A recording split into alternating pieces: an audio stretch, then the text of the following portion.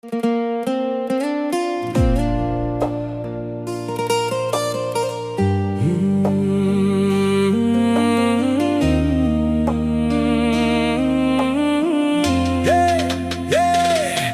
ល់រដូវភ្ជុំបក់ត្រជាក់ដួងចិត្តផ្សែងធូបល្វើយលើវ័នជុំវិហារស្ងប់ស្ងាត់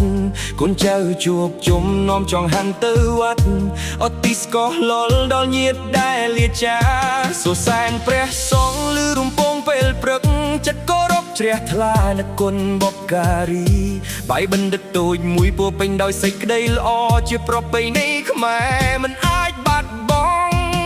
បុណ្យភ្ជុំបិណ្ឌអើយភ្ជុំបិណ្ឌថ្ងៃកូនចៅនឹកដល់អ្នកមានគុណភ្លេងទឹកចិត្តខ្មែរបានលឺពេញភូមិស្រុកងងវបុណ្យកុសល